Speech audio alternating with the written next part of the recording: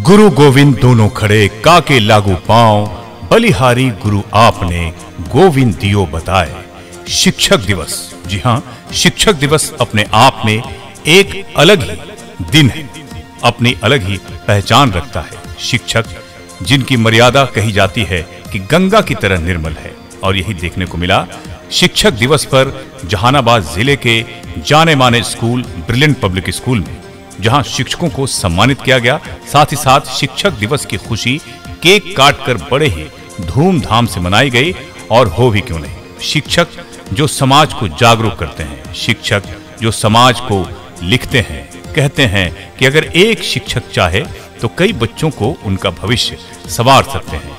शिक्षकों के बारे में जितना कहा जाए वो शायद कम हो, क्योंकि शिक्षक समाज ही एक ऐसा है जहां से बड़े अधिकारी, बड़े से बड़े बिजनेसमैन निकलकर देश और दुनिया में अपना नाम रोशन करते हैं। कार्यक्रम में बच्चों के द्वारा केक काटकर बड़े ही धूमधाम से शिक्षक दिवस मनाया गया। वहीं कई शिक्षकों को प्राचार्य रंजना शर्मा एवं सचिव अजय कुमार के द्वारा सम्मानित किया गया। वहीं प्रिंसिपल रंजना शर्मा ने कहा कि शिक्षक समाज का दर्पण है, वो मोम की तरह होते हैं जो खुद जलकर दूसरे को रोशनी देते हैं।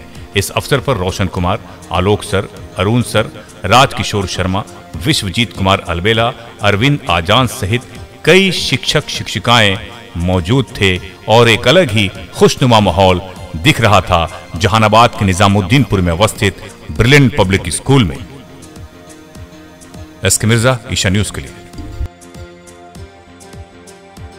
सबसे पहले तो मैं आप सबको हार्दिक शुभकामनाएं देती हूँ जो आपने हमारे विद्यालय में आकर समय दिया।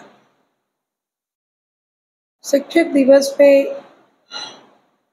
मैं यही कहना चाहूँगी, as a teacher to all parents, guardians, teachers and students, it is a holy task and its make ability to spread knowledge, and it's comes under the title education. Education is the most powerful weapon which can use to change the world, जो विश्व को ही परिवर्तित कर देता है, वही है शिक्षा, और इससे पावरफुल कुछ भी नहीं। In Sanskrit word, I want to say that Sanskrit words for teachers is based on their unique abilities. These are 6 phases, or call it an evolution of a teacher. मेरे कहने का मतलब है, संस्कृत में टीचर के 6 स्तर हैं और इसमें टीचर्स कैसे इवॉल्व हुए। Teachers word comes from what's heading in the language Sanskrit. Sanskrit में वो कैसे आए। The first phase, the teacher who gives you information is called अध्यापक, यानी जो हमें इंफॉर्मेशन देते हैं उन्हें हम अध्यापक कहते हैं। Second, the one who imparts knowledge along with information is called Upadhyay, उन्हें उपाध्याय की मान्यता दी गई है। Third, the one who impart skill in the students, people called अध्यापक, आचार्य। क्या बोलेंगे उसे?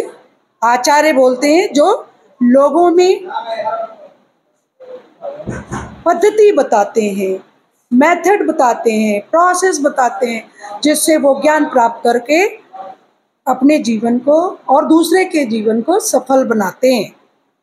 फोर्थ है The one who is able to give deep insight into a subject is called Pandit.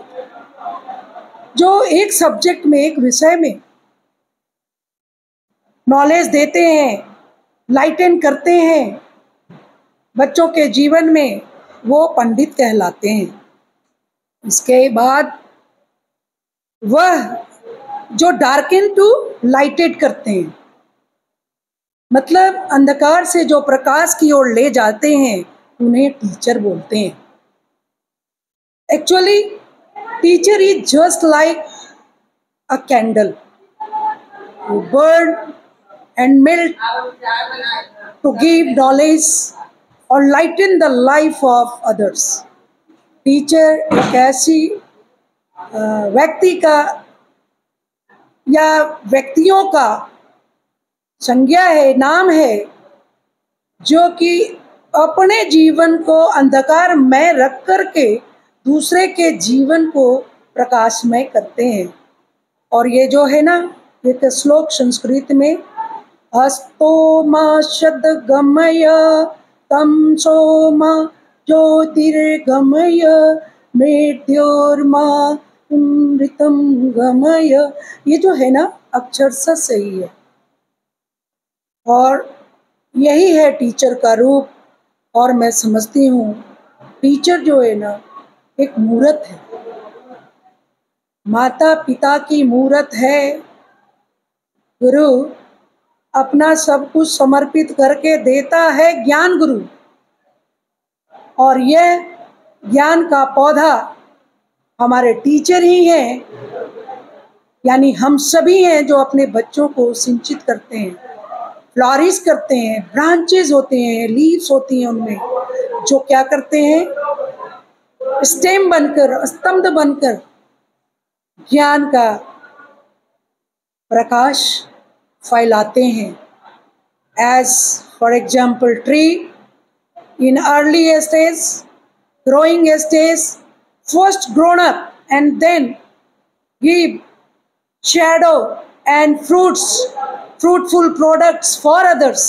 Similarly, a teacher's life, after getting raw materials, first prepare their self, and after that they provide all the earned knowledge among their students.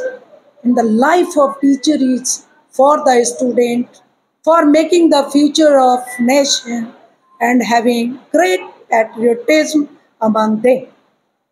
मैं यही संदेश देना चाहूँगी कि हमारे शिक्षक भी एक वृक्ष बनकर के दूसरे को छाया दें, अपनी सोच रखते हुए और दूसरे की भलाई का सोचते हुए परोपकार की भावना से आगे बढ़ें।